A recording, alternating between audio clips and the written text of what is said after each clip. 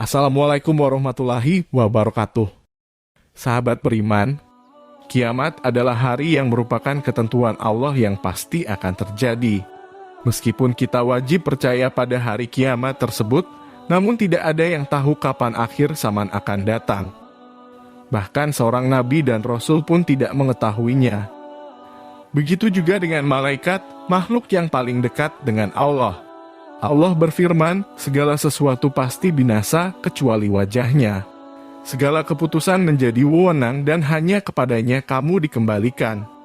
Quran Surat Al-Qasas ayat 88. Akankah para malaikat juga binasa di hari kiamat ini seperti halnya manusia di bumi? Pertanyaan ini pernah diterima oleh salah satu ulama bernama Syekh Al-Islam Ibnu Taimiyah. Beliau pernah ditanya, akankah semua ciptaan Allah bahkan para malaikat juga ikut mati? Beliau menjawab, semua ciptaan Allah akan mati, termasuk juga para malaikat. Begitu juga dengan malaikat Jibril yang merupakan malaikat paling utama dan sekaligus bertugas menyampaikan wahyu Allah. Nabi Muhammad bersabda, Allah akan berada di depan mereka, malaikat Jibril, Israfil, Mikail, dan malaikat pencabut nyawa. Dan Allah pun bertanya, siapa yang masih tersisa? Malaikat Israel menjawab, ya Allah, wajahmu yang mulia. Engkau berada di sini, malaikat Jibril, Mikail, dan Israfil. Dan Allah berkata kepadanya, ambil nyawa dari malaikat Mikail. Maka nyawa malaikat Mikail pun dicabut. Dan Allah berkata, siapa yang masih tersisa? Malaikat Israel menjawab, engkau, Jibril dan Israfil.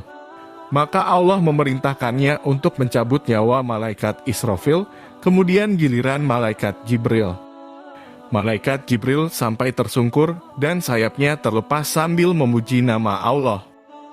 Dan ia meninggal dalam bertasbih subhanallah. Maka tersisalah malaikat Israel dan Allah Azza wa Jalla, dan Allah pun berfirman kepadanya, hai malaikat maut, tidakkah kamu mendengarkan firman-Ku? Tidakkah engkau tahu setiap yang bernyawa itu akan merasakan mati? Aku jadikan engkau untuk tugas itu, dan engkau juga harus mati. Dalam riwayat lain, pergilah malaikat Israel ke suatu tempat di antara surga dan neraka untuk mencabut rohnya sendiri. Tatkala malaikat Israel akan mencabut rohnya, ia menjerit dengan sangat keras.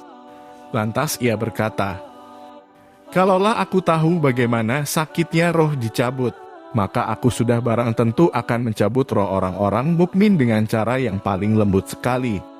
Malaikat dihidupkan kembali untuk melanjutkan tugas mereka di akhirat. Setelah malaikat maut atau malaikat Israel itu meninggal dunia, tinggallah Allah sendiri yang maha hidup. Allah kembali menghidupkan malaikat Israfil dan Hamalatul Ars. Allah memerintahkan malaikat Israfil untuk meletakkan sangkakala di mulutnya dan menunggu perintah dari Allah. Lalu malaikat ketiga dan keempat yang kemudian Allah hidupkan kembali adalah malaikat Jibril dan malaikat Mikail. Kondisi para malaikat juga tidak berbeda, baik sebelum Adam diciptakan, atau setelah musnahnya dunia ini hingga hari kebangkitan di mana semua dikumpulkan di padang mahsyar. Dalam kondisi tersebut, para malaikat tetaplah makhluk yang tidak pernah bermaksiat kepada Allah. Mereka bukanlah makhluk yang terkena beban dan juga tidak pernah dihisap. Akan tetapi tugas, mereka tetap terus berlanjut di akhirat. Mereka adalah makhluk yang sempurna ketatannya tunduk kepada Allah. Maha suci Allah dengan segala kebesarannya. Jika menyukai video ini, jangan lupa like, share, dan subscribe. Terima kasih. Wassalamualaikum warahmatullahi wabarakatuh.